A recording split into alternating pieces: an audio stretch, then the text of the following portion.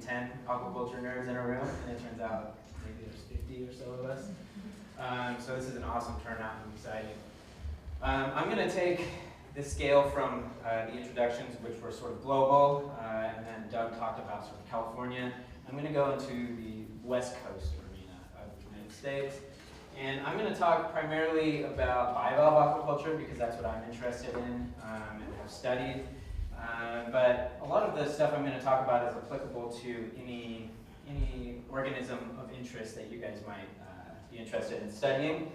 And I'm going to sort of frame this in the context of state of the industry, what I've done, and some lessons that I've learned, and how you might approach a selective breeding program that is centered around genomics if you're interested in doing that yourself. So here's the state of bivalve aquaculture farms on the West Coast. All farms are using wild varieties of X. X is any bivalve. You can insert scallops, clams, mussels, oysters, whatever you want. For the most part, they're wild. Selective breeding programs do exist. A lot of them are scientifically unmanaged, but there are some examples, mostly up in the Northwest with Taylor shellfish. There's some examples in the Bay Area of disease resistance lines, and then potentially down in SoCal with Carlsbad. There's a few selectively bred lines, but for the most part, farms are using wild animals. So if you eat a mussel tonight, you're eating a wild animal, almost guaranteed. That being said, there's a huge demand for bivalve seeds, and bivalve seeds that are guaranteed or have some sort of increased value commercially. And that is especially true in Southern California and in Central America as well. So I recently did a little phone survey where I called up as many people on the West Coast that I could get a hold of in aquaculture and asked them who wants a new source of seed. And literally everybody said that they would be interested in that. So there's a massive demand for selectively bred shellfish. And they can be improved. So there's major areas of phenotypic improvement that are possible. So here's an example from the New Zealand literature. This is a green lip mussel. Essentially what they did is, within a few generations, they selected on 4 different traits. They're highlighted here in the colored traits here. Within 3 generations, they moved this population to the right. That's all you really need to know. So there's huge potential to improve these things. The other thing that these people have done are isolate traits that are quantitative, which is important for selection. So there are many traits that are theoretically selectable in bivalves. So that's proof of concept, that it's possible. So what are some of the genomics approaches that are being done? I definitely don't have enough time to get into these in detail, so if you do want sort of an idea, I would suggest starting with this book if you want some more detail on some of these subjects. But the general idea is that there's some sort of trait selection followed by genetic analysis and isolating biomarkers, or genomic components that are associated with trait of interest, and then doing some sort of marker-assisted selection, so using genetic markers to inform who gets to reproduce in the next generation. There's other approaches, including genomic selection, which is sort of an algorithmic approach, more so than a biomarker type approach. There are gene editing techniques and biomarker targeting. So this is the CRISPR sort of approach that we're probably all familiar with. We know this works in mollusks, but I don't think bivalve aquaculture is there yet. And then there's another approach here, which I'm familiar with, where you generate family lines that are pedigreed, and then you do what's called a genome-wide association study. And to make that really simple, you essentially pick winners and losers and compare them and pull out what's different in between those groups.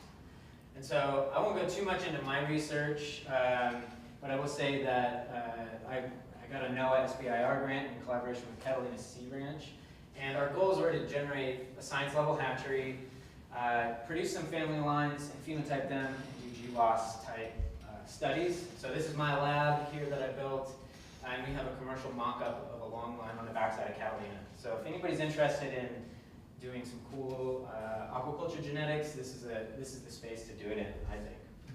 So but I won't get into the results. I will say that I've learned a ton from this SBIR. one of the best or biggest lessons I've learned is that the ocean is extremely chaotic. It's really difficult to put things into an oceanic environment and get them back out. Especially if you need to make sure that they're genetically isolated, not contaminated. It's hard.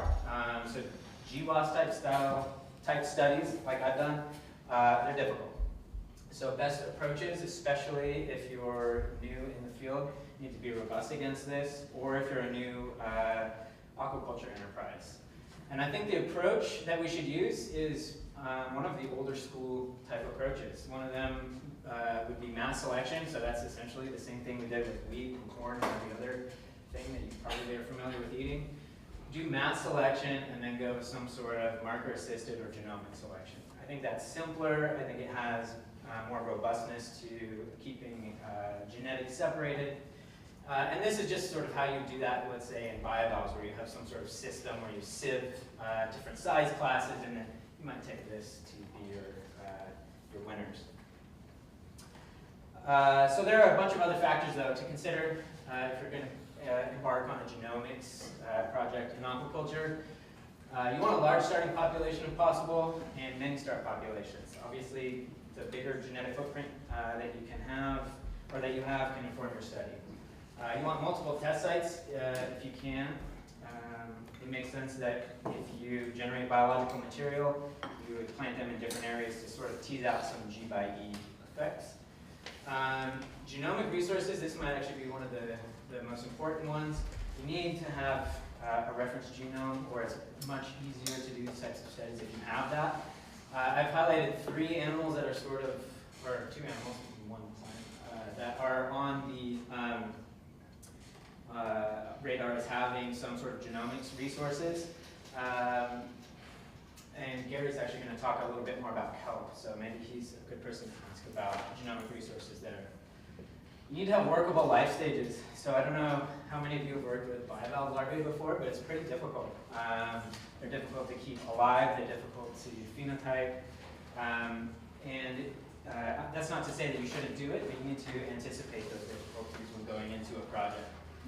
Again, this is kind of what I referenced earlier, tractable keeping in ocean systems. You want to make sure if you outplant something, what you're getting back is actually what you think it is.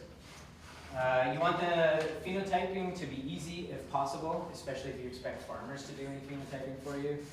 And multiple phenotypes are important if possible.